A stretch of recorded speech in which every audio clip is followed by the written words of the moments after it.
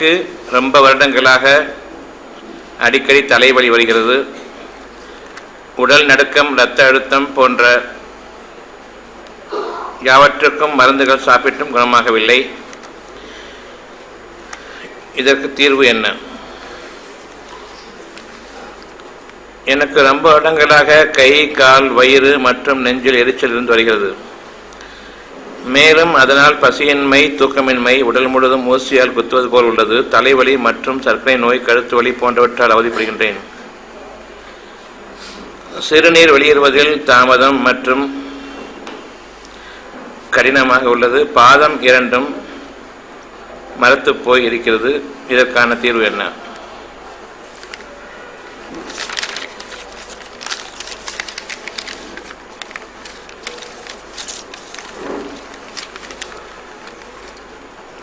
வாயில் துர்நாற்றம் மற்றும் வாயில் அடிக்கடி புண்கள் ஏற்படுகிறது.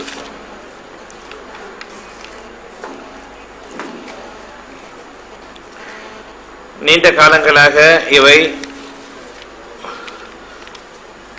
உடல் உபாதைகளாக இருக்கின்றன. அதிலிருந்து மீள்வதற்கு வழி இல்லை. எனவே இறுதியாக யாரிடம் திரும்புவோமோ அந்த இறை வழிக்கு நாம் திரும்புகிறோம். என்ன தீர்வு என்று இறை வழிக்கு வந்த பிறகு கேட்க வேண்டிய அவசியமில்லை. இறைவன் பாதையில் திரும்புவது மட்டுமே தான் ஒரே தீர்வு. இது எப்படி சாத்தியம் என்பதை, எந்த நோய்களால் நீங்கள் துன்பத்திற்குள்ளாகி இருக்கிறீர்களோ அந்த கஷ்டங்கள் இப்பொழுதும் உங்களுக்கு இருக்குமானால், இந்த வகுப்பு முடியும் பொழுது உங்களுடைய துன்பங்களும் கஷ்டங்களும் முடிந்திருப்பதையும் நீங்கள் பாருங்கள். எனவே நீங்கள் யார் என்று எனக்கு தெரியாது. ஆனால் நீங்கள் சுகமடையும் பொழுது இதற்கான தீர்வு இறைவன் பாதையில் திரும்புவதை தவிர வேறு தீர்வு இல்லை என்பதை, இதைவிட மிக பாக்கியமிக்க ஒரு தீர்வு இருக்க முடியாது என்பதையும் நீங்கள் அறிய வேண்டும். எனவே உங்களுடைய நோய்கள் அனைத்தும் மனதில் நீங்கள் இறைவனை ஏற்றுக்கொண்டு இறைவனிடம் உங்களுடைய தேவைகளுக்காக நீங்கள் திரும்பவில்லை. மனிதர்கள் உங்களுக்கு உதவி செய்வார்கள், மருத்துவர்களும் மருந்துகளும் உங்களுக்கு உதவி செய்யும் என்று நீங்கள் எண்ணிருந்தீர்கள். அது பொய் என்பதை உங்களுடைய இன்றைய நிலை உங்களுக்கு நிரூபித்திருக்கிறது. எனவே இறுதி மீட்சி இறைவனிடம்தான், இறுதி திரும்புதல் இறைவனிடம்தான். அவ்விதமாக திரும்பும் பொழுது இறைவன் உங்களை கைவிடுவதில்லை. உங்களுடைய நோய்கள் குணமாவதையும் நீங்கள் பாருங்கள். பிறகு இறைவன் பக்கம் திரும்புங்கள். இது ஒன்றை தவிர உங்களுக்கு வேறு வழி இல்லை. ஆகவே நாம் வகுப்புக்கு செல்வோம். சிலர் ஏழை மக்களுக்கோ அல்லது பிச்சைக்காரர்களுக்கோ தானம் செய்தால் போதுமானது, அதை கடவுளுக்கு தாங்கள் செய்யும் தானம் அல்லது உதவி என்கிறார்கள். ஏழை மக்களுக்கு உதவி செய்தால் கடவுளுக்கு செய்யும் உதவி மாதிரியா?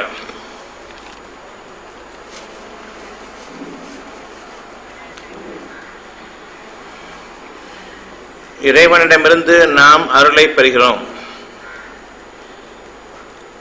இறைவன் அருளாளனாக இருக்கின்றான். இறைவன் பொருளாளன் இல்லை.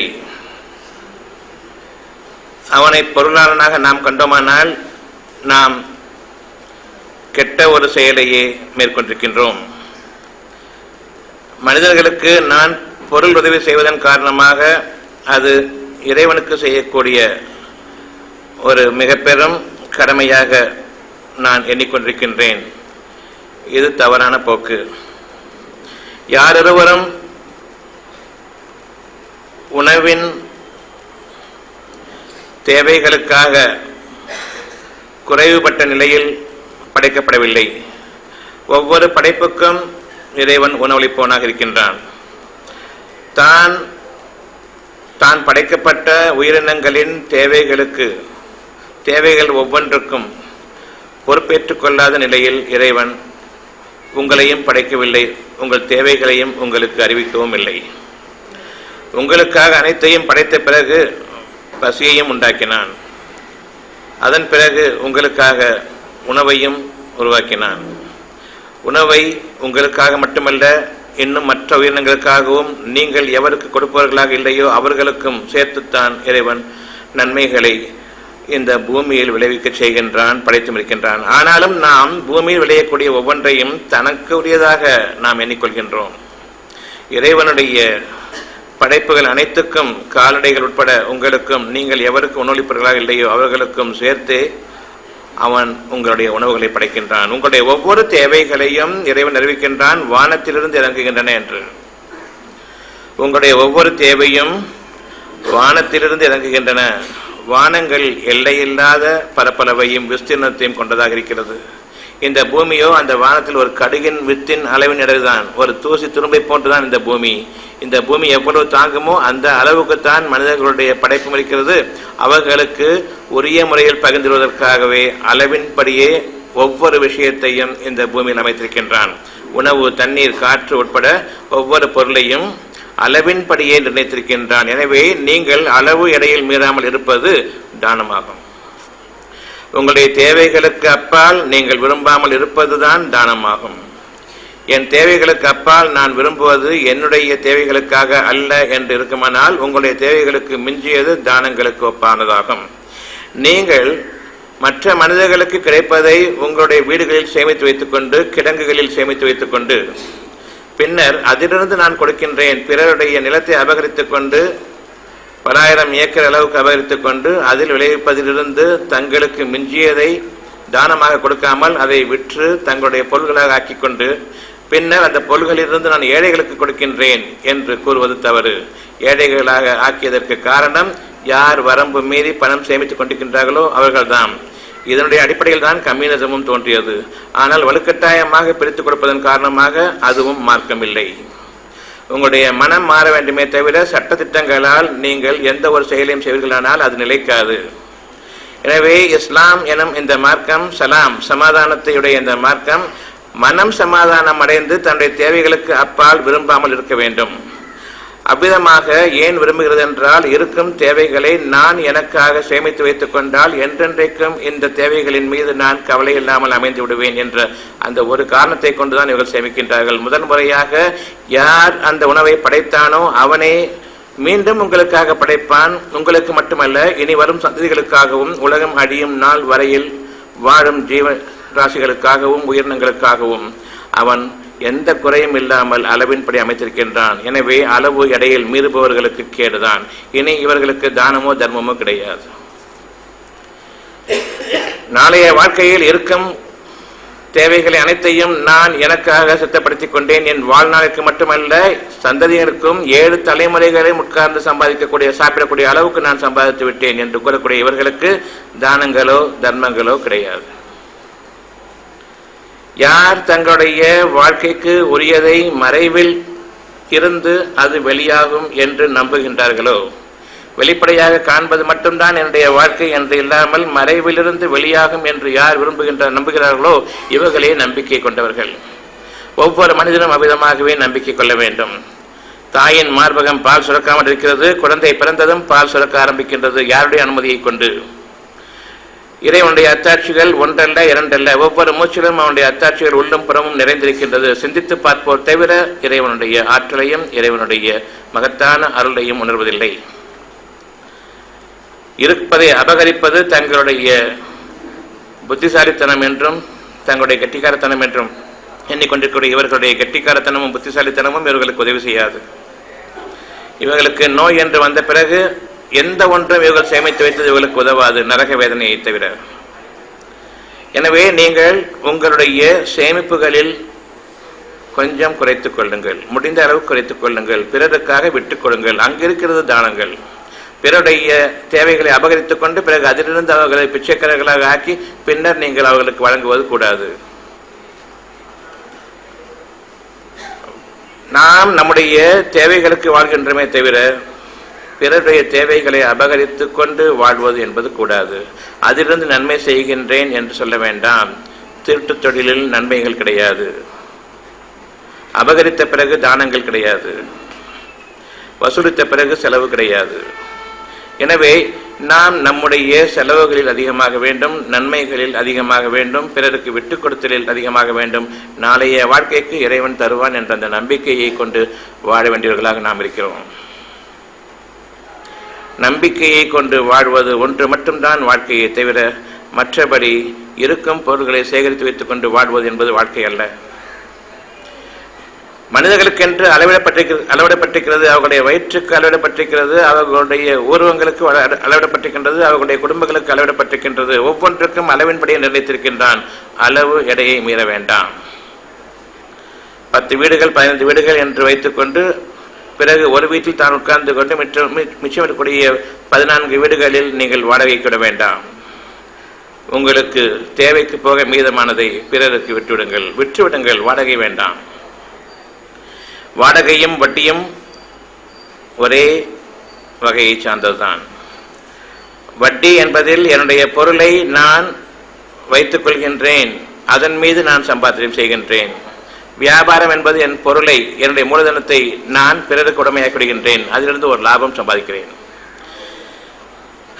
இந்த போன் என்னுடைய வியாபார பொருள் என்றால் இந்த போனை நான் பிறருக்கு கொடுக்கிறேன். இது 100 ரூபாய் 300 ரூபாய் கொடுங்கள் என்று 200 ரூபாய் நான் லாபம் வைத்து கொடுக்கின்றேன். இந்த பொருள் மீது எனக்கு உடைமை இல்லை, என்னுடைய இன்வெஸ்ட்மெண்ட் முதலீடு கைமாறி விடுகிறது. ஆனால் வட்டியில் நான் கொடுக்க மாட்டேன். நீங்கள் ஒரு நாளைக்கு 10 ரூபாய் உபயோகப்படுத்தும் காலமெல்லாம் 10 ரூபாய் கொடுங்கள். ஒரு நாளைக்கு 30 நாளில் 300 ரூபாய் முடிந்துவிட்டது. பிறகு நீங்கள் வேண்டாம் என்றால் கொடுத்து விடலாம். பொருளும் என்னுடையது, 300 ரூபாய் பணமும் என்னுடையது, இன்னொன்று நான் வாங்கிக் கொள்கின்றேன். உங்களுக்கு எதுவுமே கிடையாது. ஆகவே மூலதனம் கைமாறுமானால் அது வியாபாரம், மூலதனம் கைமாறவில்லை என்றால் அது வட்டி. இறைவன் நிச்சயமாக வியாபாரத்தை உங்களுக்கு உரிமையாக்கி வட்டியை உங்களுக்கு தடுத்திருக்கின்றான். மிக கெட்ட ஒரு வாழ்க்கையாக அது இருப்பதன் காரணமாக, பிறருடைய இரத்தத்தில் வாழ்வதன் காரணமாக நீங்கள் உங்களுடைய வயிறுகளில் கொட்டுவதெல்லாம் நெருப்பை தவிர இல்லை. எனவே மூலதனத்தின் மீது மூலதனம் உருவாகக்கூடிய, மூலதனத்தை ஏற்படுத்திக் கொள்ளக்கூடிய ஒரு வியாபாரம் கூடாது. மூலதனத்தின் மீது அந்த மூலதனம் இன்னொரு பங்கு அதிகமாக கூடிய அளவுக்கு நான் வட்டி கொடுவேனே ஆனால் நிச்சயமாக அது இறைவனால் தடுக்கப்பட்டதும் வெறுக்கப்பட்டதும் ஆகும். அதை கொண்டு நான் விழுங்கும் காலமெல்லாம் வயிறுகளில் நெருப்பையை கொட்டிக் கொள்கின்றேன். எனவே நான் வட்டி வியாபாரம் என்ற அந்த இரண்டையும் ஒன்றாக்கிவிடக்கூடாது. வியாபாரம் உங்களுக்கு உரிமையாக்கப்பட்டது, உங்களுடைய நன்மை. வட்டி உங்களுக்கு கேடு, அது உங்களுக்கு தடுக்கப்பட்டதாக இருக்கிறது.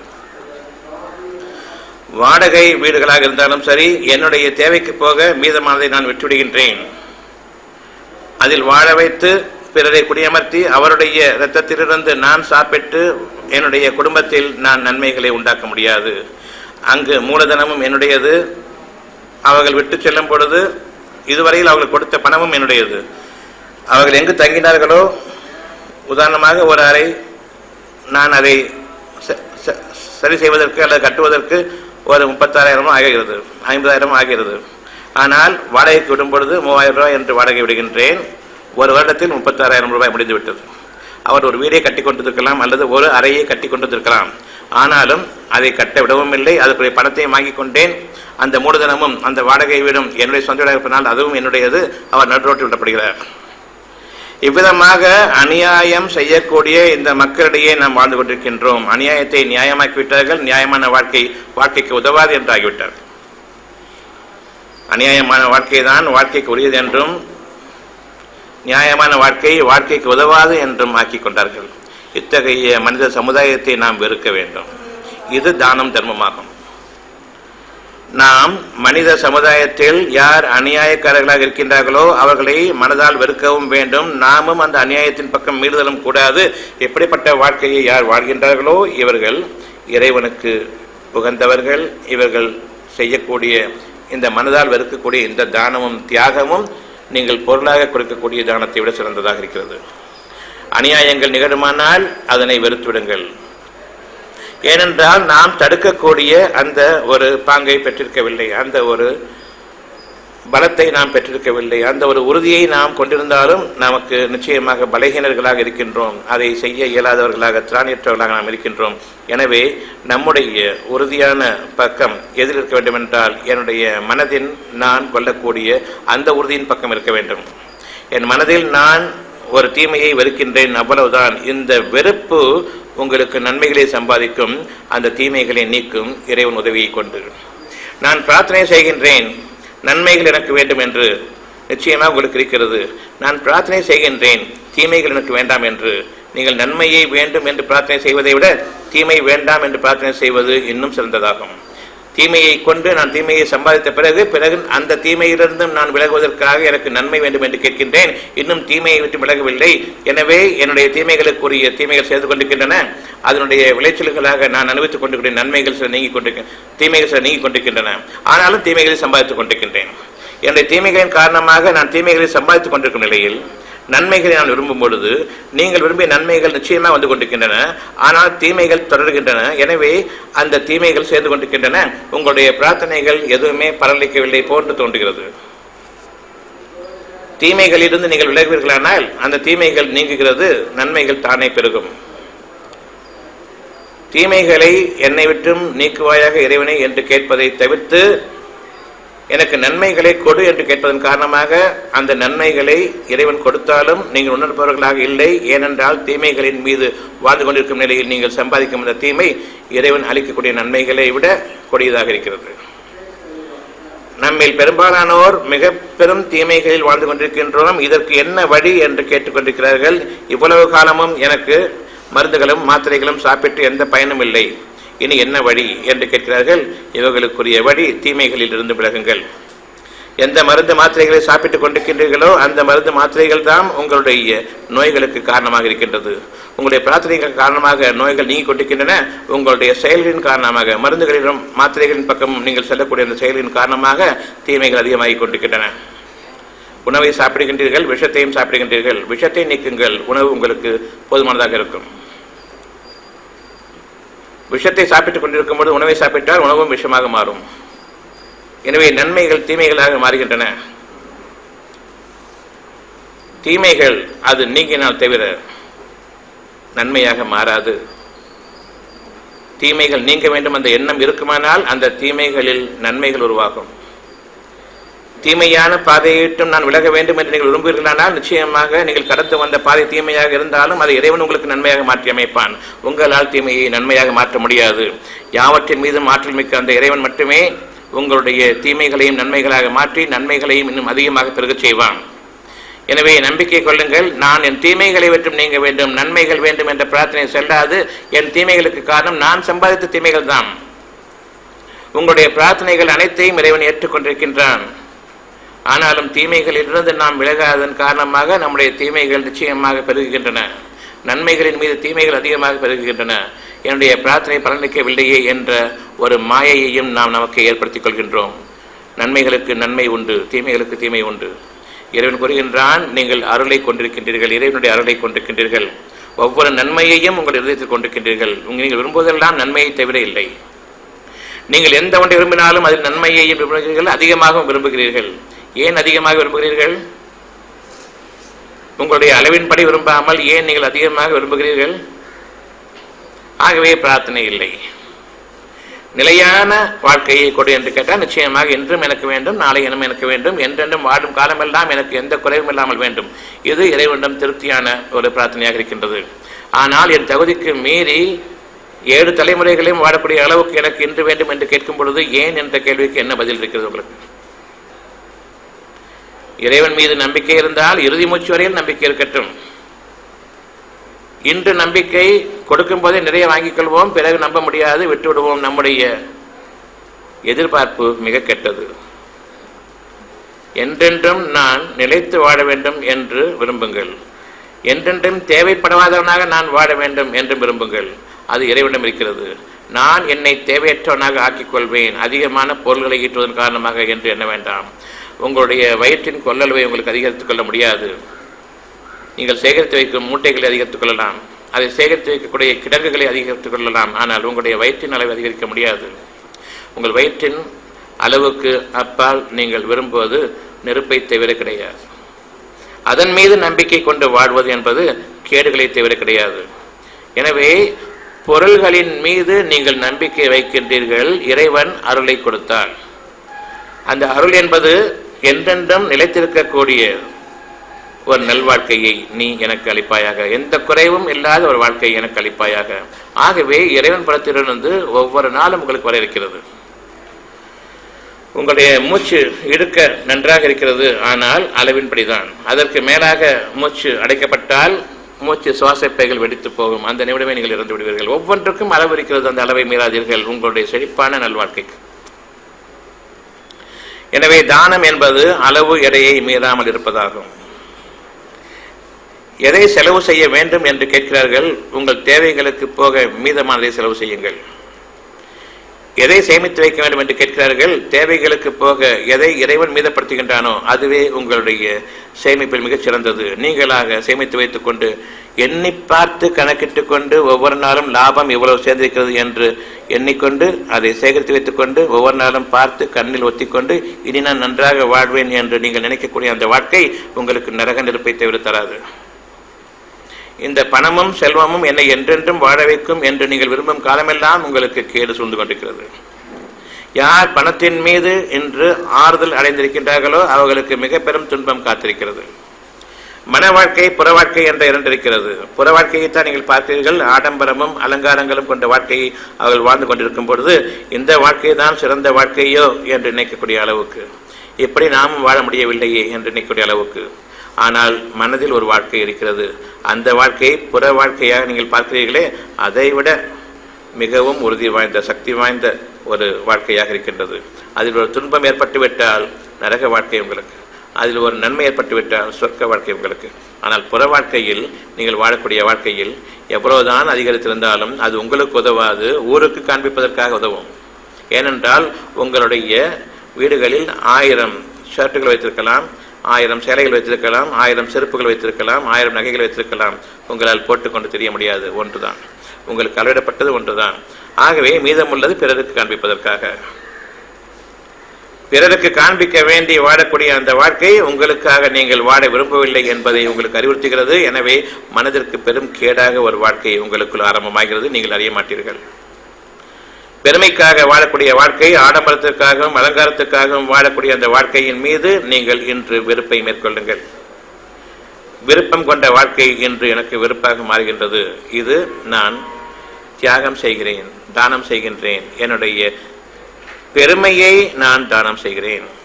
ஊருக்கு காண்பிப்பதற்காக வாழ்ந்து கொண்டிருக்கூடிய இந்த வாழ்க்கையின் அமைப்பிலிருந்து நான் விலகுகின்றேன். மனிதர்கள் பெரும்பாலும் இவ்வகையை சார்ந்தவர்கள். மனிதர்களுடைய வாழ்க்கையை நான் பின்பற்றுபவனில்லை. எனவே இன்று முதலாக என்னுடைய இறைவனின் அருள் பாக்கியம் எனக்குள் நிறைந்திருக்கிறது என்பதை இன்று நான் நம்பிக்கை கொள்கின்றேன். நான் நேர் வழியில் அமைந்திருக்கிறேனா இல்லையா என்பதை, நேர்வழி என்பது எந்த கோணலும் எந்த சங்கடமும் எந்த தீங்கும் என்னை தீண்டாத வாழ்க்கையின் மீது, என் இறுதி நாள் வரையில், இறுதி மூச்சு வரையில் எந்த தீமையும் என்னை தீண்டாது அந்த வாழ்க்கையின் மீது நான் அமைந்திருக்கிறேனா இல்லையா என்பதை அடைவதற்கான, அறிந்து கொள்வதற்கான ஒரு அடையாளம் என் மனதின் தன்மையை, இன்று நான் அனுபவித்துக் கொண்டிருக்கிற தன்மையை பொறுத்ததாக இருக்கின்றது.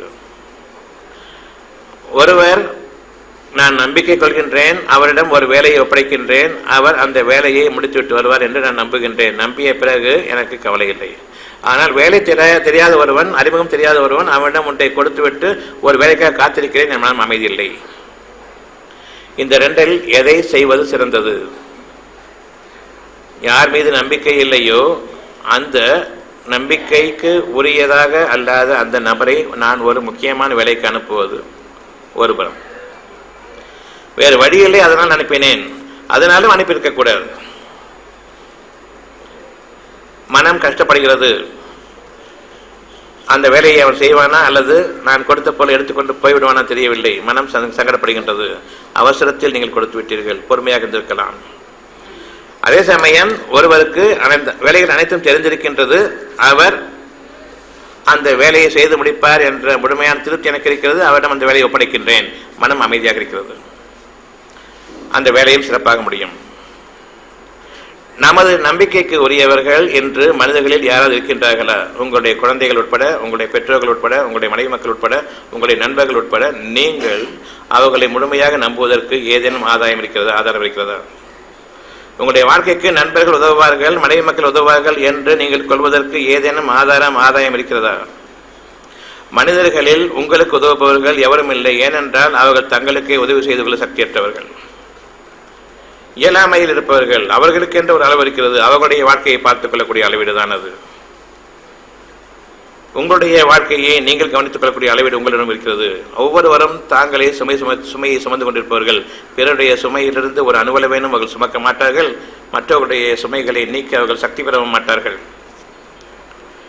மனிதர்களை நம்புகின்றீர்கள், இங்கு உங்களுடைய வழிகேடு ஆரம்பமாகிறது. நீங்கள் திருப்தியாக இல்லை. மனிதர்களை நம்பி வாழ முடியாது என்று உங்களுக்கு தெரியும். மனிதர்களை நம்பி வாழ்ந்து விடுவேன் என்று உங்களின் நினைப்பவர்கள் யாராவது இருக்கிறார்களா? உங்களுடைய அனுபவத்தில் அல்லது உங்களுடைய கற்பனையில் மனிதன் எனக்கு உதவுவான் என்ற அளவுக்கு நீங்கள் நம்பக்கூடிய ஒரு வாழ்க்கையை வாழ்ந்து கொண்டிருக்கக்கூடிய நீங்கள் அதில் உண்மையாளர்கள் தானா? மனிதர்கள் எனக்கு உதவுவார்கள் என்று நான் நம்பிக்கை கொள்ளக்கூடிய அந்த நம்பிக்கையில் நான் ஏதேனும் ஒரு ஆதாயத்தை கொண்டு நம்புகின்றேனா அல்லது குருட்டுத்தனமாக நம்புகின்றேனா? நிச்சயமாக இது குருட்டுத்தனமான நம்பிக்கை. நான் பிறருக்கு உதவுவேனா? வாழ்நாள் முழுமைக்கும் கிடையாது. அப்படி இருக்கும் பொழுது எப்படி பிற மனிதர்கள் எனக்கு உதவ முடியும்?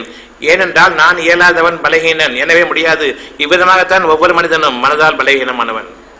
நாளைய வாழ்க்கை எனக்கு இருக்காது என்று நம்புபவன் தான் சேமித்துக் கொண்டிருக்கின்றான்.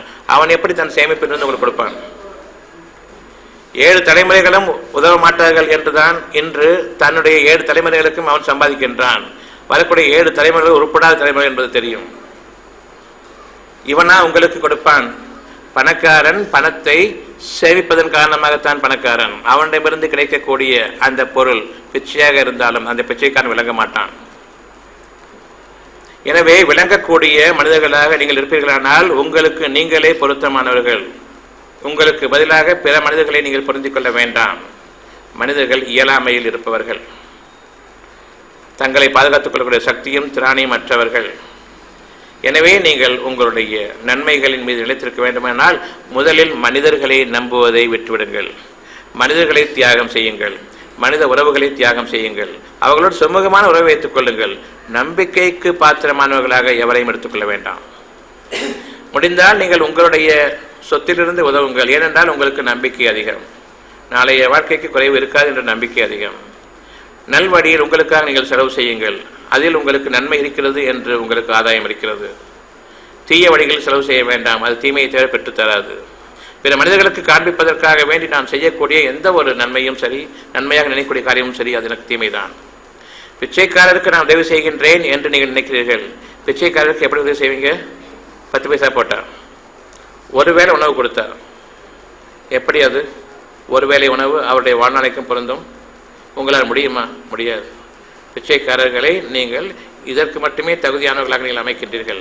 அவர்கள் ஏன் பிச்சைக்காரர்களாக ஆனார்கள்? பணக்காரர்கள் காரணமாகத்தானே. ஆகவே பணக்காரன் அவனுக்கு உரிய நன்மைகள் அவனுக்கு வேண்டுமென்றால் அவனுக்கு புத்திமதி சொல்ல வேண்டும். பணக்காரர்களுக்கு புத்திமதி சொல்ல வேண்டும். ஆனாலும் பணக்காரர்கள் கேட்க மாட்டார்கள். யார் புத்திமதி சொல்கிறார்களோ அவர்களை இழிவாக பார்ப்பார்கள். அவர்களை முடித்துவிடவே நாடுவார்கள். எனவே நீங்கள் பிச்சைக்காரர்கள் மீது அனுதாபம் கொள்கின்றீர்கள். நீங்கள் அறிய வேண்டும், தன்னுடைய கேடாகவே அவன் அந்த பிச்சைக்காரத்தனத்தை ஆக்கி கொண்டான். பிச்சை எடுப்பதும் ஒரு தொழில் என்ற அளவுக்கு, பிச்சை எடுப்பதும் ஒரு தொழில் என்ற அளவுக்கு தான் அவன் ஆக்கி கொண்டிருக்கின்றான். பிச்சை எடுப்பவர்கள் தங்களுடைய நிலையை பற்றி வருந்துவார்களானால் பிச்சை எடுக்க மாட்டார்கள். அது லேசான தொழிலாக இருப்பதன் காரணமாகவும் மனிதர்களுடைய இரக்கத்தை சம்பாதித்துக் கொண்டு தங்களை தாழ்த்தி கொண்டு எந்த அளவுக்கு தாழ்த்த முடியுமோ அந்த அளவுக்கு தாழ்த்தி கொண்டு அவர்கள் அந்த வாழ்க்கையை விரும்ப ஆரம்பித்து விட்டார்கள். அது லேசான வருமானம் இருக்கிறது, எளிதில் கிடைக்கக்கூடிய வருமானமாக இருக்கின்றது, அதிக வருமானமாக இருக்கின்றது. ஏனென்றால் மனிதர்களுடைய கருணையை அவர்கள் தங்களுடைய தீமைகளுக்கு பயன்படுத்திக் கொள்கின்றார்கள். பிச்சைக்காரர்களை நீங்கள் வாழ வைக்க வேண்டும். பிச்சை போட்டு வாழ வைப்பதில்லை, அந்த பிச்சைக்காரத்தனத்தை நீக்கியவர்களாக அவர்கள் வாழ வேண்டும். என்னுடைய கேடு நான் சம்பாதித்த வினைகள், என்னுடைய நன்மைகள் நான் சம்பாதித்த நன்மைகள். ஆகவே அவர்களுக்கு நன்மைகளுக்குரிய பாதையை காட்டுங்கள். அவர்கள் அதனை விரும்ப மாட்டார்கள். நன்மைக்கான பாதையை, நம்பிக்கைக்குரிய பாதையை நீங்கள் அவர்களுக்கு காட்டுங்கள், அவர்கள் விரும்ப மாட்டார்கள். மற்றபடி தீமையான பாதையை காட்டுங்கள், உடனே அவர்கள் ஏற்றுக்கொள்வார்கள். அதிகப்படியான லாபத்துக்குரிய ஒரு பாதை சுலபமாக கிடைக்குமானால் அதை ஏற்றுக்கொள்வார்கள். நன்மைக்குரிய பாதை, அதில் அவர்களுக்கு தேவையான அளவு மட்டுமே கிடைக்கும் என்றாலும் அவர்கள் பிச்சைக்கார தொழிலில் லாபம் அதிகம் இதைவிட என்று அவர்கள் அந்த தொழிலை விரும்புபவர்கள். யாராவது ஒரு பிச்சைக்காரர் இறந்து கிடப்பதை பார்க்கிறீர்களா? அவர்கள் எப்படி இனி அந்த வாழ்க்கையை விட்டு வெளிவர விரும்புவார்கள்? பிச்சைக்காரர்கள் இறந்து கிடப்பதை பார்த்திருக்கிறீர்களா? 1 2 அவ்வளவுதானே. மற்றவர்கள் நல்லபடியாக இருக்கிறார்கள். பிச்சைக்காரர்கள் இறந்திருப்பதை பார்த்திருக்கிறீர்களா? இல்லை. பிச்சைக்காரர்கள் சோர்ந்து போய் உட்கார்ந்து போய் பார்த்திருக்கிறீர்களா? இல்லை. சாப்பிடாமல் கூட பிச்சை எடுத்துக் கொண்டிருப்பார்கள். அந்த அளவுக்கு அவர்களுக்கு அவருடைய உடல் வலிமை அதிகமாக இருக்கின்றது. ஏனென்றால் இந்த வகையில் சம்பாதிப்பது லேசாக இருக்கிறது, அது அவர்களுக்கு உற்சாகமாக இருக்கிறது. யார் தன்னைத்தானே தாழ்த்திக் கொள்கின்றார்களோ அவர்கள் தங்களை தாங்களே இழிவுபடுத்திக் கொண்டவர்கள். தங்களுக்கு தாங்களே அநியாயம் செய்து கொள்பவர்களில் இவர்களை விட மோசக்காரர்கள் இருக்க முடியாது. இந்த பிச்சை எடுக்கும் தொழில் எனக்கு வேண்டாம், இது எனக்கு மிக பெரும் மானக்கேடாக இருக்கிறது, இது மிக பெரும் மானபங்கமாக இருக்கிறது, என் இறைவனே என்னை பாதுகாத்துக் கொள் என்று ஒரு வார்த்தை கேட்டுப்பாங்க, நிச்சயமாக உடனே மாறி இருக்கும். ஆனாலும் அவர்கள் விரும்பி ஏற்றுக்கொண்ட அந்த பாதை, அவர்களுக்குரிய அந்த பாதையில் அவர்கள் நிலைத்து விட்டார்கள், ஒருபோதும் திரும்ப மாட்டார்கள். என்றும் அவர்கள் தங்களுடைய நிலையை மாற வேண்டும் என்று விரும்புவார்களானால் இப்பொழுது இறைவன் அவர்களுக்கு மாற்றிக் கொடுப்பதற்கு நிச்சயமாக துணை நிற்பான். சமீபமாக இருக்கிறது இறைவனுடைய உதவி, ஆனாலும் அவர்கள் விரும்ப மாட்டார்கள். யார் தங்களை தாங்களே தாழ்த்திக் கொள்கின்றார்களோ அவர்களை விட அநியாயக்காரர்கள் யாரும் இல்லை. படைப்பால் மிகவும் கேவலமானவர்கள் யாரும் இல்லை. அவர்கள் விரும்பவில்லை தங்களுடைய நிலை உயர வேண்டும் என்று, அவர்கள் வெறுக்கவில்லை தங்களுடைய நிலையை பற்றி, மாறாக அந்த வாழ்க்கையின் மீது அவர்கள் பிரியம் கொண்டு விட்டார்கள். எனவே வாழ்க்கை முழுவதும் அந்த தொழில் இருக்கின்றார்கள், அவர்கள் அதை நல்ல லாபம் சம்பாதித்துக் கொண்டிருக்கின்றார்கள். அந்த தொழில் சுலபமானதும் சுகமானதாக இருக்கிறது. தங்களுடைய மானத்தை விற்று வாழக்கூடிய அவர்களுடைய வாழ்க்கை மிக கேடானதாக இருக்கிறது. யார் தங்களை தாங்களே மானபங்கப்படுத்திக் கொள்கின்றார்களோ இவர்களை விட அநியாயக்காரர்கள் கிடையாது. இவர்களுக்கு இவர்களுடைய வாழ்க்கை வசதிகளை அதிகமாக்கிவிட்டால், இந்த பிச்சைக்காரர்களுக்கு அவர்களுடைய வாழ்க்கை வசதிகளை நீங்கள் அவர்களுக்கு கொடுத்து அவர்கள் அதை இறைவனுடைய அருளை கொண்டு கிடைக்கப்பெறாமல் நீங்கள் அவர்களுடைய வாழ்க்கையை உயர்த்துவீர்களானால் அவர்கள் பூமியில் அநியாயமும் அடிச்சாட்டியமும் செய்ய தலைப்பட்டு விடுவார்கள். இந்த நிலையில் இருக்கக்கூடிய பிச்சைக்காரர்கள் தான் இன்று தாதாக்களாக ஆகிறார்கள். அந்த தாதாக்கள் தான் இன்று ஆட்சி அதிகாரத்தில் இருக்கின்றார்கள், ஆட்சி அதிகாரத்திற்கு உதவி செய்கின்றார்கள். அநியாயமும் அட்டுழியமும் கலகங்களும் கொள்ளைகளும் இன்னும் என்னென்ன கேடுகள் இருக்கிறதோ அனைத்தையும் கட்டவிழ்த்து விட்டு மனிதர்களை அடிமைப்படுத்தி இந்த தாதாக்கள், அதாவது பிச்சைக்காரர்கள் தான் இன்று இந்த வகையிலான வாழ்க்கையை கட்டவிழ்த்திருக்கின்றார்கள் மனித சமுதாயத்தின் மீது. எனவே அவர்கள் மீது இரக்கம் கொண்டு ஒரு வேளை உணவு கொடுக்க முடியும், அவ்வளவுதான். அதற்குமே நாம் கொடுக்க சக்தி பெறாதவர்கள். அவர்களுடைய வாழ்க்கை நிலையை அவர்கள் உயர்த்திக் கொள்ள விரும்பவில்லை. இந்த நிலையில் அவர்களுடைய வாழ்க்கை நிலையை உயர்த்துவீர்களானால் அவர்கள் பூமியில் அநியாயமும் அட்டூழியமும் செய்ய தலைப்பட்டு விடுவார்கள். எனவே சராசரி மனிதர்களின் நிலைமை அவர்களுடைய பயபக்தியின் காரணமாகவும் ஒரு நிதமான வாழ்க்கையை, நியாயமான வாழ்க்கையை நடந்து கொண்டிருக்கக்கூடிய அந்த பாமர மக்கள் நன்மையாக வாழ வேண்டும் என்றால் இவர்கள் இந்த பிச்சைக்காரர்களாக இருக்கின்றார்களே இவர்களுடைய வாழ்க்கை தரத்தை அவர்கள் தங்களுக்கு தாங்களே வருந்தி அதை கொண்டு இறைவனிடம் கையேந்தி அந்த இறை பிரார்த்தனையின் காரணமாக அவர்களுடைய வாழ்க்கையை முன்னேறாமல் மற்ற மனிதர்கள் காரணமாக பணம் காசு கொடுத்து முன்னேற்றிவிட்டால் நிச்சயமாக அநியாயக்காரர்களாகும். மிக பெரும் அட்டுழியங்களும் அக்கிரமங்களும் செய்யவும் தலைப்பட்டு விடுவார்கள். நியாயமான மனிதர்கள் வாழ முடியாது. ஆக நீங்கள் தானம் செய்ய விரும்பினால் நல்ல மனிதர்களாக வாழுங்கள். அந்த மனிதர்களுக்கு உரிய நன்மைகளை நீங்கள் முதலில் சொல்லுங்கள், பிறகு உங்களிடமிருந்து ஒரு பொருளை கொடுங்கள். யார் ஒருவருக்கும் நீங்கள் தர்மம் செய்ய விரும்பினால் முதலில் அவர்களுக்கு நல்ல விஷயங்களை எடுத்துக் கூறுங்கள், தான் நேர்வழியில் இருக்கக்கூடிய நிலையில். அவ்விதமாக அவர்கள் அதை கேட்பார்களானால் அவர்களுக்கு தாராளமாக நீங்கள் கொடுக்கலாம். ஆனால் அவர்களோ நீங்கள் உங்களுடைய பொருள்களிலிருந்து கொடுங்கள், உங்களிடமிருந்து எந்த விதமான நல்ல உபதேசம் எனக்கு தேவையில்லை என்று கூறுவார்களேனால் அவர்கள் தர்மத்திற்குரியவர்கள் இல்லை. ஆகவே காசு பணம் போடுவது தர்மம் அல்ல, அதர்மத்திலிருந்து அவர்களை பாதுகாப்பது தர்மமாகும். தர்மம் என்பதனுடைய பொருள் அதர்மத்திற்கு எதிரானதாகும். அதர்மம் என்றால் என்ன? நீதி, நியாயம், நேர்மைக்கு அப்பாற்பட்டு வாழக்கூடிய வாழ்க்கையை யார் வாழ்ந்து கொண்டிருக்கின்றார்களோ அவர்கள் அதர்மத்தின் பாதையில் இருக்கின்றார்கள். தங்களுக்கே கேடான வாழ்க்கையில் யார் வாழ்ந்து கொண்டிருக்கின்றார்களோ அதை பற்றி கவலையே படவில்லையோ, கொஞ்சம் கூட மனதில் வருத்தமோ அசிங்கமோ படவில்லையோ, இவர்களுக்கு தான தர்மங்கள் உரித்ததாக இல்லை. அவர்களுக்கு அதர்மத்தின் பாதையே சிறந்ததாக இருக்கிறது. தனக்குத்தானே ஒரு மானபங்கத்தை ஏற்படுத்திக் கொள்பவனை விட அதர்மத்தை விலைக்கு வாங்கி கொண்டு வாழ்பவன் வேறு யார்? அதர்மமான பாதையில் இருப்பது வேறு யார்? தங்களுக்கு தாங்களே கேடுகளை கொண்டு வாழ்ந்து கொண்டிருக்கிற நிலையில் தங்களுடைய வாழ்க்கையை பற்றி அசிங்கப்படாமல் அதை ஒரு தொழிலாகவே ஆக்கிக்கொண்டு அதில் என்றென்றும் வாழ்ந்து கொண்டிருக்கின்றார்கள், குடும்பமாக வாழ்ந்து கொண்டிருக்கின்றார்கள். இவர்கள் தர்மத்தின் பாதையில் இருப்பவர்களா, அதர்மத்தின் பாதையில் இருப்பவர்களா? மனித சமுதாயத்தில் இடிவான நிலையை வாழ்ந்து கொண்டிருக்கக்கூடிய இவர்கள் கொஞ்சம் கூட வருத்தப்படவில்லை. அவ்வாறு இருக்கும் பொழுது நீங்கள் அவர்களை அதர்மத்தின் பாதையிலிருந்து தர்மத்தின் பாதை கொண்டு வர வேண்டும். இப்படிப்பட்ட வாழ்க்கை கூடாது என்று அவர்களுக்கு உபதேசிக்க வேண்டும். அவர்கள் உங்கள் மீது எரிச்சல் படுவார்கள், கோபப்படுவார்கள். இந்த வாழ்க்கையை விட்டால் எங்களுக்கு வாழ்க்கை கிடையாது என்ற அளவுக்கு அவர்கள் உங்கள் மீது கோபப்படுவார்கள். இவர்களுக்கு தானங்கள் தர்மங்கள் உரித்ததாக அல்ல. எனவே நாம் அறிய மாட்டோம் யார் நன்மையான பாதை இருக்கிறார்கள் என்பதை. யார் தர்மத்தின் பாதைக்கு வந்துவிட்டார்களோ அந்த தர்மத்தின் பாதை போதுமானது அவர்களை உயர்த்துவதற்கு. யார் அதர்மத்தின் பாதை தான் வேண்டும் என்று விரும்பி ஏற்றுக்கொண்டார்களோ அவர்களுக்கு அந்த அதர்மத்தின் பாதை உறுதியாக்கப்பட்டுவிட்டது. இனி அவர்களுக்கு நல்ல வாழ்க்கை இல்லை. எனவே இந்த கேள்விக்கான பதிலில் சிலர் ஏழை மக்களுக்கு அல்லது பிச்சைக்காரர்களுக்கு தானம் செய்தால் போதுமானது, அது கடவுளுக்கு தாங்கள் செய்யும் தானம் உதவி என்கிறார்கள். ஏழை மக்களுக்கு உதவி செய்தால் கடவுளுக்கு செய்யும் உதவி மாதிரியா? அவ்வாறல்ல. கடவுள் நினைத்திருந்தால் அவர்களுக்கு நிச்சயமாக உதவி செய்திருப்பார். இறைவன் நினைத்திருந்தால் நிச்சயமாக உதவி செய்திருப்பான். ஏன் உதவி செய்யவில்லை? அவர்கள் நாடவில்லை. ஆகவே அவர்களை இறைவன் பக்கம் திருப்புங்கள், இறை ஞானங்களை எடுத்து கூறுங்கள், அவர்கள் திரும்ப வேண்டும். இன்றும் கூட இன்னொரு வகையான தானமும் தர்மமும் இருக்கிறது. இங்கு நீங்கள் உங்கள் உடலால் பாதிக்கப்பட்டிருக்கிறீர்கள், பல நோய் நொடிகளால் பாதிக்கப்பட்டிருக்கிறீர்கள், பல விதமான கஷ்டங்களை கொண்டு உங்களுடைய வாழ்க்கை நகர்ந்து கொண்டிருக்கிறது. நான் நோயாளி என்று கூறிக்கொள்வது நீங்கள் பெருமை கொள்கின்றீர்கள். நான் டயபெட்டிக் நோயாளி என்று கூறினால், ஓ படித்தவர், டயபெட்டிஸ் பற்றி தெரிந்து வைத்திருக்கிறார், நான் இதை சாப்பிட மாட்டேன் அதை சாப்பிட மாட்டேன், இன்னும் அறிவு அதிகமாக இருக்கிறது. அந்த அறிவை கொண்டு எதாவது நன்மை இருக்கிறதா? கிடையாது. வாழ்க்கையின் கேடு அவர்களை சூழ்ந்து கொண்டது. எதில் நம்பிக்கை இல்லையோ, எதில் நன்மைகள் இல்லையோ அதை கொண்டு அதில் வாழ்வதை சிறந்ததாக எண்ணிக்கொண்டிருக்கிறார்கள்.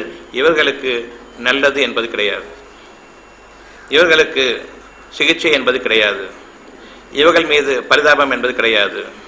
யார் மிக பெரும் ஆஸ்பத்திரிகளில் சென்று கொண்டிருக்கிறார்களோ வந்து கொண்டிருக்கிறார்களோ, பிக்னிக் போவது மாதிரி வீடு போகாமல் போகும், குடும்பத்தின் அனைவரும் போவாங்க, பார்த்துட்டு வருவாங்க.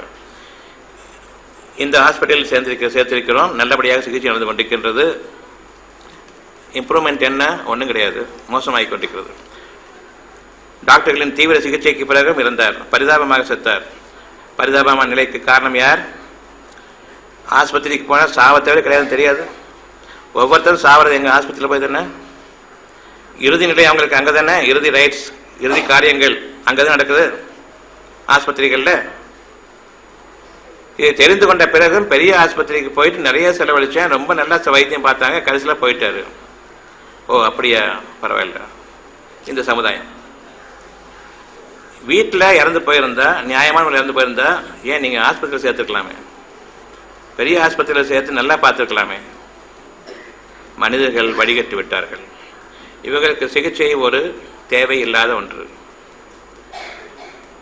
டயபெட்டிஸ் நோயின் காரணமாக இறந்தார் என்றால் நியாயமான இறப்பு. எனக்கு பிபி இருக்கிறது இறந்தார் என்றால் நியாயமான இறப்பு. கேன்சர் இறந்தார் என்றால் நியாயமான இறப்பு. சிறுநீரக செயலிழப்பின் காரணமாக இறந்து விட்டார் என்றால் நியாயமான இறப்பு. நல்லபடியாக இருந்தார் என்றால் கிடையாது, தப்பார். அப்படி இறந்திருக்கக்கூடாது. ஏதாவது நோய்வாய்ப்பட்டு, அல்லல் பட்டு, துன்பப்பட்டு, ஆஸ்பத்திரிகளில் சித்திரவதைப்பட்டு இறந்திருந்தால் நியாயமான இறப்பு. நல்லபடியாக தான் இருந்தார், இறந்துட்டார், இறக்கக்கூடாது. அப்படி கஷ்டப்பட்டுலாம் இறக்கணும். எந்த மாதிரி இவங்களுடைய நிலைமை மாறி இருக்கிறது. யாராவது கொலை செஞ்சுருப்பாங்க, அங்கே டாக்டர் கொலை செஞ்சது தான் நியாயமான இறப்பு. தானே செத்தா யாரோ கொலை செஞ்சுருக்காங்க. எனவே விசாரிக்க வருபவர்கள் அனைவருமே ஆஸ்பத்திரியில் சேர்க்கலையா, அதனால இறந்து போயிட்டாரா, சேர்த்துருக்கலாமே. ஆகவே ஆஸ்பத்திரி எதுக்குன்னு கூட தெரியாது. ஆஸ்பத்திரியில் போனால் ஒருத்தர் சாகக்கூடிய நிலையில் இருக்கிறவர் பொழைச்சி வரணும். நல்லா நடந்து போனவர் பணமாக வெளியில் வர்றாரு, ஏன் அங்கே போய் சேர்த்து அங்கே சாகடிக்கலைங்கிற ஒரு கேள்வி ஏற்படும். நீங்கள் கவனிக்கவில்லை. ஆகவே தரித்திரர்களுக்குரிய வாழ்க்கை வேறு, நமக்குரிய வாழ்க்கை வேறு. நியாயமாக நல்ல நிலையில் இருந்து கொண்டிருக்கிற நிலையில் நமக்கு இறப்பு வேண்டும். மனம் என் இறைவனை பற்றி சமாதானம் அடைந்த நிலையில் எனக்கு இறப்பு வர வேண்டும். என் இறைவனை பற்றி நிராசைப்பட்டுவிட்ட நிலையில் எனக்கு ஒரு இறப்பு வர வேண்டாம். எனக்கு நரக வாழ்க்கை நிச்சயம். என் இறைவனை பற்றி திருப்தி அடைந்த நிலையில் நான் இறக்க வேண்டும். எனக்கு சொர்க்க வாழ்க்கை அனுமதிக்கப்பட்டிருக்கிறது. யார் ஆஸ்பத்திரியில் சேர்க்கப்படுகின்றார்களோ அவர்கள் அனைவரும் நரக வாழ்க்கைக்காகவே தங்களை ஆக்கிக்கொண்டு இறுதி வாழ்க்கையை, அவர்களுடைய இறுதி காரியங்களை நரகத்திற்குரிய காரியங்களாக அங்கு அவர்கள் குற்றுயிரும் குறையமாக ஆக்கப்பட்டு சித்திரவதைக்குள்ளாக்கப்பட்டு அவர்கள் இறக்கடிக்கப்படுகின்றார்கள். இறைவனுடைய ஞாபகம் அவர்களிடம் நீங்கிவிட்டது. இப்பொழுது மற்றவர்கள் அவர்களுக்காக பிரார்த்தனை செய்வார்கள். அவ்வாறல்ல, யார் நோய்வாய்ப்பட்டிருக்கின்றார்களோ அவர்களுடைய பிரார்த்தனை மட்டும்தான் அவர்களுக்கு செல்லும். யாருக்கு நினைவு தவறிவிட்டதோ பிறகு பிரார்த்தனை கிடையாது. எனவே உங்களுடைய நன்மைகளுக்காக நீங்கள் முந்துங்கள். நான் புத்தி சுவாதீனம் உள்ள நிலையில் இருக்கும் பொழுது நன்மை தீமைகளை தெளிவாக பிரித்தறியக்கூடிய அந்த நிலை புத்தி சுவாதீனமான நிலை, அசுவாதீனமான நிலை அல்ல. நான் என்னுடைய நன்மைகளின் பக்கம் நான் திரும்ப வேண்டும். மனிதர்கள் உதவ மாட்டார்கள் உங்களுடைய நோய்களுக்கு என்பது உங்களுக்கு தெரிந்ததா தெரியாததா? நிச்சயமாக தெரியும். அப்படி இருந்தும் நல்ல டாக்டர் யார்? இவ்விதமாக நாம் நம்முடைய வாழ்க்கையின் கேடுகளை உணராதவர்கள், சித்திரவதைப்பட்டுத்தான் சாவேன், அப்படி சாவதுதான் நல்லது என்று தங்களுக்கு உரிய நோய்களை தங்களுக்கு உரிய ஒரு கௌரவ பட்டமாக ஆக்கிக்கொண்டு, நான் டயபெட்டிக் நோயாளி, நான் பிபி நோயாளி, நான் சிறுநீரக நோயாளி என்று ஊர் பூராவும் கொஞ்சம் கூட வெக்கமில்லாமல் கூறிக்கொண்டு திரிகின்றார்களே, இந்த மனிதர்களுக்கு நன்மைகள் இருக்கிறதா? கிடையாது. ஆகவே யார் இறைவன் பக்கம் திரும்புகிறார்கள் அவர்களுக்கு மட்டும்தான் உரிய சிகிச்சை. இப்பொழுது கேள்விகள் கேட்டுக்கொண்டிருக்கிறார்கள், இது இந்த பிரச்சனை இருக்கிறது, அந்த பிரச்சனை இருக்கிறது, எந்த மருந்தும் சாப்பிட்டும் குணமாகவில்லை, இதற்கு என்ன தீர்வு? இப்போதான் தெரியுமா, முதலே தெரியுமா எந்த மருந்துக்கும் எந்த நோயும் குணமாகாது? இவ்வளவு கஷ்டப்பட்டதுக்கு அப்புறம் தான் தெரியுமா, அல்லது எப்போவோ தெரியுமா உங்களுக்கு எந்த நோய்க்கும் குணம் இல்லை என்பது? இறுதியாக மருத்துவமனைகள் சேர்க்கப்பட்டுத்தான் இறக்கிறார்கள், நோய்களோடு தான் இறக்கின்றார்கள். அங்கு இறப்பின் சதவீதம் அதிகம், வீடுகளில் இறப்பது குறைவு, ஆஸ்பத்திரிகளில் இறப்பது மட்டும்தான் நிகழ்ந்து கொண்டிருக்கின்றது. ஆகவே ஆஸ்பத்திரிகளில் உங்களுக்கு மரணம் மட்டும்தான் நிச்சயம் என்பது நிச்சயிக்கப்பட்ட உண்மை என்றாலும் அங்கு செல்வதுதான் உங்களுக்கு மனதுக்கு உகந்ததாக இருக்கின்றது. எனவே உங்களுக்கு எந்த நன்மையும் இல்லை. இறுதியாக இறைவன் பக்கம் யார் தங்களுடைய மரணத்திற்கு முன்பாகவே திரும்புகிறார்களோ அவர்களுக்கு மட்டும்தான் இறைவழி மருத்துவம். ஆகவே இறை வழி மருத்துவம் என்று ஆரம்பிக்கும் பொழுது எடுத்த எடுப்பிலேயே அவர்களுக்கு வைத்தியம் கிடையாது. முதலில் கேளுங்கள்.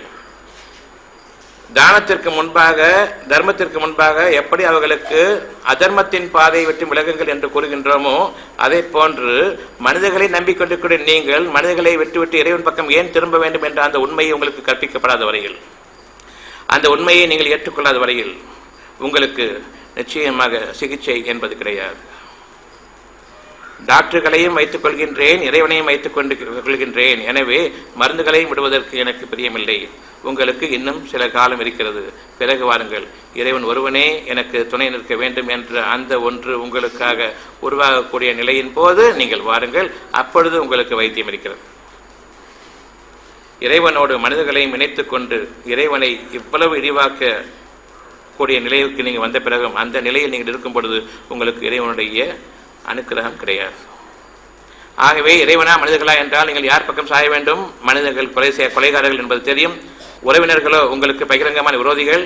அப்படிப்பட்ட ஒரு நிலை இருக்கும் பொழுது நீங்கள் இறை வழி மருத்துவத்தை நான் மேற்கொள்கின்றேன், அதனையும் பார்த்துக் கொள்கின்றேன் இருக்கும் பொழுது நிச்சயமாக உங்களுக்கு பிரார்த்தனை இல்லை. யார் உறுதியாக நம்பிக்கை கொள்கிறார்களோ அல்லது உறுதியாக அறிந்து கொண்ட பிறகு அதிலிருந்து மீள்கின்றார்களோ, இனி உங்களுக்கு வைத்தியம் இல்லை என்று கூறிய பிறகு இனி ஒரு வழி இருக்கிறது, இறை வழி, அந்த வழியில் நாம் பிரார்த்தனை மேற்கொள்வோம் என்று யார் திரும்புகின்றீர்களோ, இன்னும் உங்களுக்காக பாவ மன்னிப்பு இருக்கிறதோ, இன்னும் உங்களுக்கான வாழ்க்கை தவணை இருக்கிறதோ, இவர்களுக்கு மட்டும்தான் நிறைவேற மருத்துவம். ஆகவே சொற்பமானவர்களை தவிர இதனை பின்பற்ற மாட்டார்கள். இன்று உங்களுடைய நன்மைகளின் பக்கம் நீங்கள் விரைந்து வாருங்கள், நம்பிக்கை கொள்ளுங்கள், நன்மையான காரியங்களின் பக்கம் நிலைத்திருங்கள். உங்களுடைய நன்மைகள் நீங்கள் விரும்பியது உங்களுக்கு இருக்கிறது. எதன் மீது நம்பிக்கை கொள்ள வேண்டும்? நன்மைகளின் மீது நம்பிக்கை கொள்ளுங்கள். நம்பிக்கை என்பது நன்மைகள் என்றால் எங்கிருக்கிறது? எனக்கு என்னுடைய இருதயத்தில் இருக்கிறது என்னுடைய நன்மைகள். இறைவனுடைய அருள் அனைத்தும் என்னுடைய இருதயத்தில் இருக்கிறது, நன்மைகளை தவிர கிடையாது. என்னுடைய இருதயத்தில் நான் தேடி பார்ப்பேனேயானால் ஒரு தீமை எனக்கு வேண்டும் என்று நான் விரும்ப மாட்டேன், நன்மைகள் மட்டுமே வேண்டும் என்று நான் விரும்புவேன். ஆகவே நன்மைகள் இருக்கின்றது. அந்த நன்மைகள் இறைவனுடைய அருள் பொக்கிஷங்கள். அந்த அருள் பொக்கிஷத்தை நான் நம்பிக்கை கொள்கின்றேன். இப்பொழுது நாளைய வாழ்க்கை மட்டும்தான் எனக்காக இருக்கக்கூடிய வாழ்க்கை என்று நீங்கள் நம்புகிறானால் நாளைய வாழ்க்கையில் என்ன கஷ்டம் இருக்கும் என்று நீங்கள் நம்புகிறீர்கள். புது வாழ்க்கை இருக்கிறது. ஆனாலும் கடந்த கால வாழ்க்கையில் பிற வாழ்க்கையில் பிறங்களோடு தான் நான் வாழ்வேன் என்ற அந்த வழி நீங்கள் ஏற்றிருக்கும் பொழுது இதை உங்களுக்கு ஒரு அநியாயமும் செய்யவில்லை. நீங்கள் உங்களுக்கு அநியாயம் செய்கிறீர்கள். எனவே தெளிவான மனநிலையில் இருங்கள். உங்களுக்கான வாழ்க்கை உங்களுக்கு எதிர்காத்திருக்கிறது. அதாவது உங்களை எதிர்நோக்கி இருக்கிறது. நீங்கள் அதனை எதிர்நோக்குங்கள். நம்பிக்கை கொள்ளுங்கள். உங்களுடைய வாழ்க்கையை முடிந்து வாழ்க்கையுடைய அத்தியாயம் என்று நிலைப்பட்டுள்ளது. நன்மையின் பக்கம் நன்மை தேவை. நம்பிக்கை கொண்டவர்களாக நாளைய வாழ்க்கையை மட்டும் நீங்கள் எதிர்நோக்குங்கள். நேற்றைய வாழ்க்கையின் பக்கம் யார் திரும்புகின்றீர்களோ அவர்கள் பிறர்களோடு வாழப்பட்டுள்ளவர்கள். அவருடைய வாழ்க்கையில் நஷ்டங்களும் கஷ்டங்களும் வேதனைகளும் நரக வேதனைகளும் தவிர கிடையாது. உங்களுடைய முகம் முன்னோக்கி இருக்கட்டும். முகங்கள் உங்களுடைய முதுகிற்கு திருப்பப்பட வேண்டாம். கடந்த கால நிகழ்ச்சிகளை மறக்க வேண்டும். ஒருபோதும் நினைத்து கொள்ளக்கூடாது. நேர் கொண்டு வரும் பொழுது சைத்தானை விட்டு பாதுகாக்க வேண்டும். நடந்து போனவை ஆகவே மனதில் அமைதியை மேற்கொள்ளுங்கள். அந்த அமைதிக்கு ஒரு சிறு மாற்றம் ஏற்படும் பொழுது கவனித்தறியுங்கள். யார் எந்த இடத்தில் அந்த மாற்றம் நிகழ்ந்ததோ அதனை விட்டுங்கள். உங்களுடைய இருதயங்களில் சைத்தானுடைய பதுங்கும் புலிகள் இருக்கின்றன. நான் என் பெருமைக்கு பாதகமாக ஏதும் நிகழ்ந்துவிட்டால் பொறுத்துக் கொள்ள வேண்டும். அந்த இடத்தில் சைத்தான் அமைந்திருக்கின்றான். அப்படிப்பட்ட நிகழ்ச்சி வரும்பொழுது அந்த பதுங்கும் புலிகளிலிருந்து அவன் உங்களுக்காக பாய்கிறான். நீங்கள் நினைத்து கொள்ளப்படுகின்றீர்கள். அங்கு நீங்கள் பேருக்கு சம்பாதிக்கிறீர்கள். எனவே முகசுரை செய்துதான் நான் சம்பாதிக்க வேண்டும் என்ற நிலை அந்த இடத்தில் சைத்தான் ஒரு சார் கிடைச்சுன்னா உங்களால் சொல்வேன் அவனுக்கு. அங்கு உங்களுடைய மனத்தை இருக்கிறது. உங்களுடைய காட்சிகளுடைய பாதை. ஆகவே நீங்கள் உங்களுடைய எதிரியாக இருக்கக்கூடிய அந்த கெட்ட குணங்களை கொடுக்கிற செய்தால் நீங்கள் எல்லாம் பதுங்கியிருக்கின்றாலோ அந்த குணங்களை எல்லாம் வெட்டுங்கள். கண்டனத்தை வெட்டுங்கள். உங்களுடைய தீமைகளிலிருந்து நன்மை பக்குவார். உங்களுடைய கேடுகளுக்கு யார் தூரம் பெறுகிறார்களோ மனிதர்கள் வைக்கிறார்கள் அவர்களையும் வெட்டுங்கள். தியாகம் உங்களுடைய தியாகம் எங்கு உங்களுக்கு தேவைப்படுகின்றது. எந்த உறவோ ஒட்டோ இல்லாமல் வெட்டுவிடுங்கள். முழுமையாக வெட்டும். எனவே இது அற்புதம். சைத்தான்கள் ஜின் படைகள் இருக்கின்றார்கள். கண்களுக்கு புரியாத புலப்படாத வைக்கின்றார்கள். மனிதர்களிடம் சைத்தான் படை கொண்டாக இருக்கின்றார்கள். அவர்கள் பெரும்பாலும் உங்களுடைய நெருங்கியவர்கள். எனவே உங்கள் மக்களை பற்றி எச்சரிக்கை இருந்து கொள்ளுங்கள். யார் உங்களுக்கு உதவி செய்யக்கூடிய மக்களை நினைத்துக் கொண்டிருக்கிறீர்களோ அவரை பற்றி எச்சரிக்கிறார்கள். அவர்களிடமிருந்து ஒரு சிறு விஷயம் என் மனதை கலக்கிவிட்டால் அவர்கள் உங்களுக்கு உதவி எச்சரிக்கையாக இருக்கிறேன். சுதந்திரமான அவர்தான் நான் மனதில் கிடைக்கிறேன். அவர்களிடம் எனக்கு எந்த உறவு இல்லை. எனவே இதை பாதுகாப்பு அவ்வா இல்லை. அவர்களுக்கு வேண்டியவர்களுக்கு அம்மா அப்பா என்ற பிள்ளை என்னுடைய சுற்றத்தார் உறவினர் என்று சொல்கிறார்கள். உங்களை கேள்வி நன்மையை விடவும் நன்மைக்கு எதிராக வரக்கூடிய தீய சக்திகளை அது உங்களுடைய நெருங்கிய சுற்றத்தார் குணமாக வருவதாக இருந்தாலும் சரி அதனை நீங்கள் வெட்ட வேண்டும். அதனை நீங்கள் தியாகம் செய்ய வேண்டும். அந்த உறவு கூடாது. முழுமையாக விட வேண்டும் என்று உங்களுக்கு ஒரு தியாக உணர்வை கொடுத்திருக்க இறைவனுடைய இந்த நல்ல வழியை காட்டிலும் இவர்கள் எனக்கு பிரியமானவர்கள் என்று நீங்கள் கருதுகிறானால் இறைவனுடைய கட்டளைக்காக நீங்கள் எதிர்பார்க்கிறீர்கள். பாவிகளை அவன் நேரில் சொல்வதில்லை. ஆகவே யார் பாவிகள்? நன்மையோ தீமையோ எதுவாக இருந்தாலும் சரி எனக்கு மனிதர்கள் அவசியம் என்று நீங்கள் கருதுகிறீர்கள். தீமையாக இருந்தாலுமா என்று கேட்டால் நான் என்னுடைய சுற்றத்தை சொல்கிறீர்கள். உங்களை போன்ற பாவிகள் செய்கிறது. சுற்றங்கள் பெரும்பாலும் உங்களுக்கு விரோதங்கள். இறைவனால் ஏற்படுத்தப்பட்ட இந்த சுற்றம் உங்களுக்கு நெருக்கமானது. உங்களுடைய இரத்த பந்தங்களால் நீங்கள் உங்களுக்கு ஏற்படுத்திக் கொண்ட சுற்றத்தை காட்டினோம். இங்கு வேதங்கள் கிடையாது. நன்மை மட்டும்தான். இங்கு ஒருவரை ஒரு நாடி வாழக்கூடிய அந்த சுஷ்டமான வாழ்க்கை இல்லை. தனக்கு தடைய வாழ்க்கை, முடிந்தால் பிறருக்கு உதவி செய்யக்கூடிய வாழ்க்கை, பிறருக்கு உதவி தரக்கூடிய வாழ்க்கை இங்கு எவருக்கு இருக்க முடியாது. இந்த சுற்றம் தான் என்றைக்கு இருக்கக்கூடிய சொற்க வாழ்க்கைக்குரிய சுற்றம். நல்லடியாக போயிட்டான். எப்பொழுது மனிதனை நம்பி வாழ்கின்றார்களோ அவர்கள் தங்களை தாங்களே நரக வாழ்க்கைக்குரியவர்களாக நரக வாழ்க்கையில் இருக்கக்கூடிய மனிதர்களோடு இவர்கள் இணைந்து தங்களை வாழ்க்கை அமைத்துக் கொண்டார்கள். அதில் இவர்கள் நிச்சயமாக மூழ்கிவிட்டார்கள். அதிலிருந்து வெளியேற இவர்களுக்கு வழியில்லை. உங்களிடம் இருக்கும் நோய்களுக்கு ஒரே நிவாரணம் நம்பிக்கை கொள்ளுங்கள். ஏனென்றால் இறைவனுடைய வாக்கு இருக்கிறது, நான் இந்த நோயிலிருந்து குணமாக வேண்டும், சுகமான வாழ்க்கை வேண்டும் என்று உங்களுடைய இதயத்தில் இறைவனுடைய வாக்குதான். அதை நம்பிக்கை கொண்டால் நிம்மதி, அமைதி.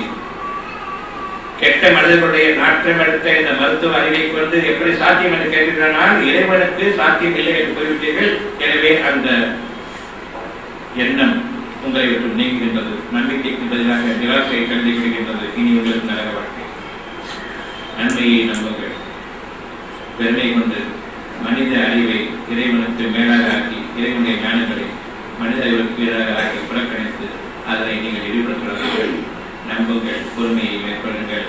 மனிதனுடைய கீழான அறிவை கொண்டு அவர்கள் தயாரித்திருக்கும் மருந்துகளையும் அவருடைய மருத்துவ அறிவையும் பெயர் கொடுங்கள் என்று உங்களுடைய இறைவன் உங்களுக்காக நிச்சயமாக இறங்கி வந்துவிட்டான். இறங்கி வந்துட்டான் என்றால் வானத்தில் இறங்கவில்லை, உங்களுக்காக இறங்கிவிட்டான். உங்களுக்காக தன்னை ஆரம்பித்துவிட்டான். உங்கள் மீது அவன் தன்னை பெயர்கிறான். எனவே அவனுடைய கருணை விடுதலுக்கு இறங்கிவிட்டது. நம்பிக்கை கொள்ளுங்கள். இறைவனுடைய வாக்குதான் அது. நீங்களாக உங்களுக்கு ஏற்படுத்திக் கொண்ட வாக்கல்ல. நீங்கள் அதை நிராகரிப்பவர்கள். நன்மைகளை நீங்கள் உருவாக்குவர்கள் இல்லை. உருவாக்கப்பட்ட நன்மைகள் உங்களுக்கு, உங்களுடைய இதயங்களின் மீது இறக்கப்பட்ட நன்மைகள், இறை பாக்கியங்கள், பெரும் பாக்கியங்கள். தவறிட வேண்டாம்.